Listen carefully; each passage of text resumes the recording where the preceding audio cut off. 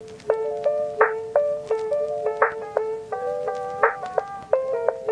morning and welcome to another Star Wars Legion list building video. In today's episode we're going to build a 800 point list around Operative Darth Vader and Boba Fett for the Empire faction. Now, for the reason I picked these two is because I think they're two of the most powerful options available right now to the Empire. Boba Fett just seems to be such a solid piece to have in your army. Like, he's always going to be, he's super maneuverable, very consistent in terms of his damage output. If we go to his card, so he's got a 2 black and a 3 black ranged attack. So that means if you can get him to range 2 with his Arsenal Tool keyword, he'll be putting out 5 black dice with Sharpshooter 2, so ignoring cover essentially, and he has Surge to crit. Also, his independent aim 1 or dodge 1, he is going to be getting a sort of a dodge token or an aim token each turn, and that can be really nice for increasing your consistency or your survivability. Additionally, he's got that move speed of 3 and jump 2, so again, just zipping around, and that's really powerful for getting in and going for your bounty keyword, because if they have, say, a weak hero at the back that you're trying to take out, you're able to sort of maneuver around their army and get to that bounty. On top of all of that, he has the impervious keyword, so if he is coming up against Pierce, that will give him a little bonus, and with Surge to defend, it's actually really likely that those impervious rolls will be coming off, and that's a really nice thing to have in your back pocket. Moving over to Darth Vader, this is Operative Darth Vader. He is sort of slightly different proposition to his commander variation. He is 1 move speed quicker, which is really nice. He does do that on a couple of things. He is 1 lower health, and he loses that flat courage, which is really nice for keeping your troops in place because they will never panic. But courage 3 is still pretty good, although he is obviously only an operative, so not showing out that courage as well. He has access to sort of your standard Jedi fare, so deflect, immune pierce. He gets Jedi Hunter, which means obviously if he's going on those Jedi, he's getting that Surge to crit. Master of the Force, and Relentless. Relentless is really nice because if you're putting Saber Throw on him, or if you're just charging in and getting those melee attacks, both of those are really nice. You've been noticing also he's got that 5 red dice pool, so if he is throwing in that Saber Throw, if we choose to give him that, he will be getting 3 red dice with Pierce 3, so pretty almost guaranteed, you'd hope most of the time, 3 wounds. So what upgrades are we going to be putting on these two? Now, initially, I'm not going to put any upgrades on Boba Fett. I think he is absolutely fine as is. I think there's a couple of things you could put on him if you really wanted to, if you had the points. Up close and personal, because he will be trying to be in range 2 and getting that extra thing, extra dodge token. Situational awareness is maybe quite nice if you're taking that dodge token quite a lot with his independent, or you can be giving him offensive push, just that extra aim token when you exhaust it and you make a move. However, I am going to be putting some upgrades on Darth Vader. I'm going to start with his normal upgrades. So I'm going to be putting Tenacity on him. I think this is a bit of a no-brainer. Again, with that nice high health pool of 7, you're hoping to get him wounded, so he'll go up to those 6 red dice with Pierce 3 and attack, which is really, really nice. He also doesn't naturally surge, so I'm going to put Into the Fray on him just for either offense or defense. That makes him that little bit more survivable. I think you could make an argument maybe for like offensive defensive stance, just if you were planning to use that, but I think here this is super nice. Now for his Force upgrades, this is a really tricky one I think to pick in this case. He does come with Master of the Force, so you will be sort of looking for one that maybe you are going to be exhausting and then able to refresh. There's a couple of options. Force Guidance could actually work quite nicely here, because that would actually give him a Surge token, and possibly another one if there's one in range. Force Barrier was quite solid, although maybe a little bit expensive here, probably not the one we'll be taking. But the ones I'm going to be choosing between are Force Push, Force Reflexes, and Saber Throw. Now, Force Push is a huge on any unit that doesn't have Disengage. So here, Darth Vader not coming with Disengage. So I think what we will do is I'm going to be putting Force Push on Vader. Now, the options are either Force Reflexes if we want the sort of defensive output, or the Saber Throw if we want the offensive output. Now, for what we're going to be using Vader for, I think Saber Throw might be a little bit more appropriate, because he does come with Relentless. So you could do two speed 2 moves, and then do that Saber Throw at the end using that Relentless keyword. So for now, we'll put Saber Throw on, but I might come back and change it to Force Reflexes later on. Now, we don't yet have a commander unit. There are a couple of options. There's Agent Callus, who I don't quite think fits what I'm going for here. So I'm going to be choosing between General Veers and the Imperial Officer. Now, I think both these are really solid. The Imperial Officer is kind of a more budget version, but you know, that budget being a full 20 points cheaper is definitely quite relevant. However, in this case, I am going to be choosing to take Veers just because he comes with Spotter 2.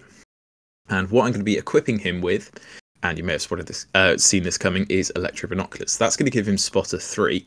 So actually every turn he'll be giving out 3 aim tokens, which we're going to be building a bit of a gun line around this list as well. Should come in really handy.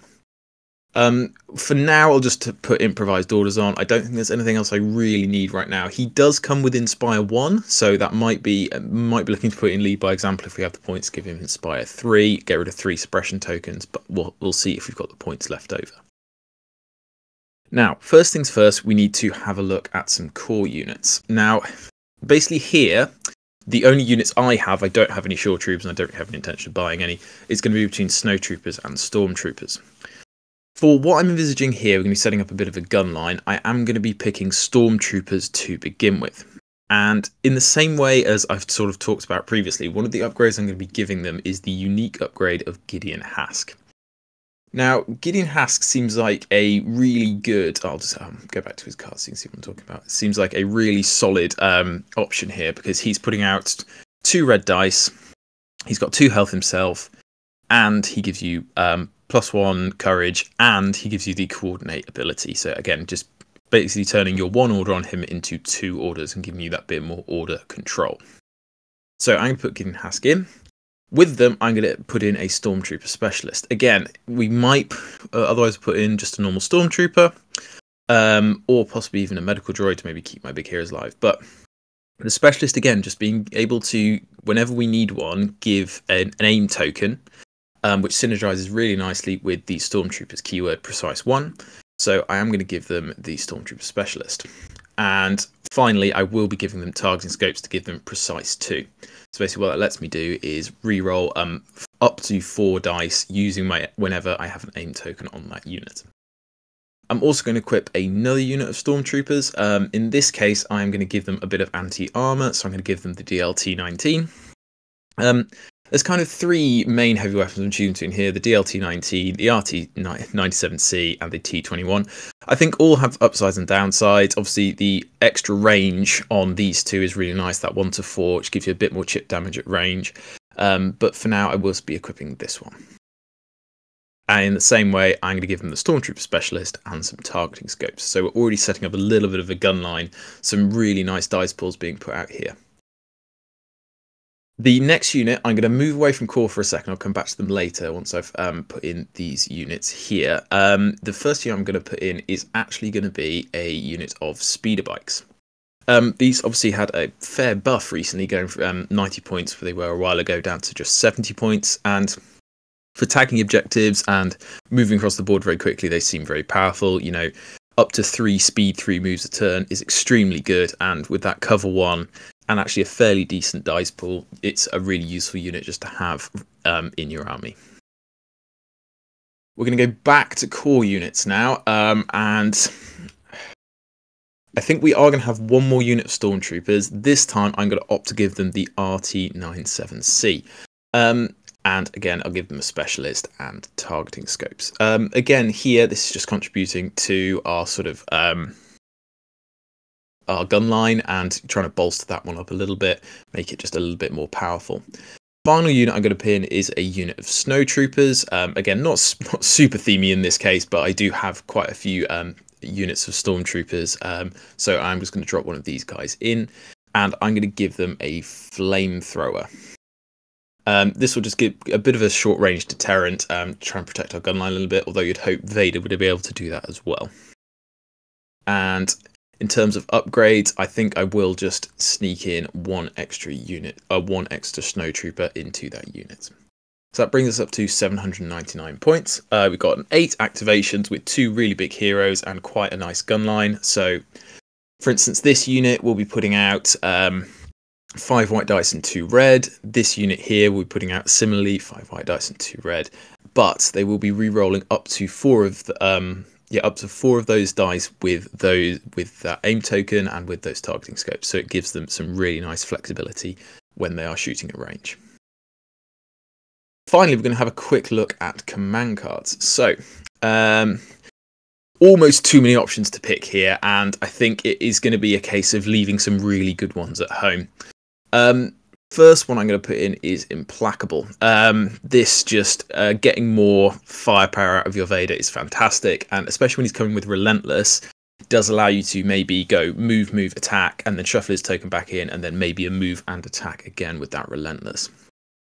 Whipcord Launcher, one of Boba Fett's strongest cards. He doesn't naturally come with Disengage, so if he's able to activate this ability, really powerful. Lets you sort of maybe move in, do a bit of damage, and then fly away. Or if you get tied down, if you're not even looking to melee that unit again, just give them that Immobilize and Suppression and then fly away. Moving on to the 2 pips, and again, lots of really good options here. I think we're putting in new ways to motivate them. Taking an extra rune does kind of suck, and it would effectively, cost like 8 to 10 points per unit because the sort of runes are quite expensive. But it does let you perform that free action. So you could be doing sort of move, shoot or something like that. And I guess this would even work on Boba Fett if you wanted to sort of move and then shoot on top of that as well. So some real flexibility perhaps there from Boba Fett. And then for this one, I think the Flame Projector is tempting. It does seem like a bit of a waste of a command card when it is just a 5-point equipable upgrade, so we're not going to be going for that one. Just because I think it does have a really powerful potential upside, I'm going to be putting in sort of Boba Fett's card here. I think there's definitely an argument for Fear and Dead Men, and it makes Darth Vader, especially if he's on an objective, super powerful and very resistant to damage, so I think that's definitely an option, but I do just really like the upside of this one here. And then finally, we're going to be coming into the 3 pips, and this is where there is sort of a bit more competition. In terms of what works well with sort of the units we've got here, I think it's quite hard to look past Rule with Respect from Boba Fett. Basically, what that's going to do is, if he's sort of in range of that gun line or, around supporting those units, it will allow him to add an extra black die to one of that unit's pools. And remember, when we've got as sort of the aim token and re-rolling as many dice as we are, that's potentially really powerful effect to have going on. So I'm going to put that one in. I think we can probably dismiss Veers' card. Like, it's recovering is nice, helps you deal with suppression and ready some exhaustible cards, but I don't think that's one we particularly need. Master of Evil, it has potentially a really big upside. Getting a dodge token on you as soon as you're issued an order is really nice, because it means obviously if you get shot, you can straight away activate Deflect. And he becomes a bit of a suppression bomb, so this one could be a really good late game 3-pip. Coordinated Fire has really good synergy with what we're going to be trying to do with our army. It has to be 3 core units, but we do have 4, so we do have a bit of spare, and this could be a really good one to activate sort of turn 2 or turn 3 when we're really putting down some heavy ranged fire. Basically lets you, if you use an aim token, lets you regain an aim token. Then the other option could be Darkness Descends. This basically would give you, when you play it, gives Vader Reliable 2, or if you divulge it, lets you infiltrate and scout. This is quite a nice one. Reliable 2 is pretty good on a unit like Vader that doesn't naturally surge. However, I think it is quite a heavy cost 3 pips to use, and maybe very good in the early game, but I think perhaps it's between Coordinated Fire and Master of Evil. I think for now, just because it has quite a big potential upside in giving us a few more aim tokens, although Master of Evil, that suppression bomb could be really useful late game, I'm going to chicken out. I'm going to go for Master of Evil and get that suppression bomb in. So there we go. That's the list finished. I think we're running pretty close to point, 799. Again, activation count is quite low, and you are going to spot this with sort of the list I like to make. I like to focus on big heroes, and I feel like they're quite cool and thematic to use in games. So I'd rather have those than a bunch of, faceless B1s or whatever. But yeah, we got some really good punch with Vader, like super tough, really difficult for the opponent to deal with. And with that speed 2, he's actually fairly maneuverable, not like his sort of commander version. Again, Boba Fett able to run around, skirmish, pick off any weak units in the back line. And then we've got a really nice gun line with some of our stormtroopers here. You know, a lot of them putting out sort of 7-8 dice with some really good rerolls with those aim tokens. And the speeder bikes and Boba Fett will just be there to tag any objectives that we need. And the flamethrower maybe giving us a bit of protection, get them into some cover, and then if the enemy has to push towards them, get some really good damage off with that flamethrower. Cool. That just about brings us to the end. Thank you for listening. Again, Empire isn't my main faction. I have come up against very similar lists to this in a tournament, and I definitely saw, you know, the upside that these kind of lists can have and put out some really good firepower. So yeah, let me know what you think in the comments below, and we'll see you for the next video.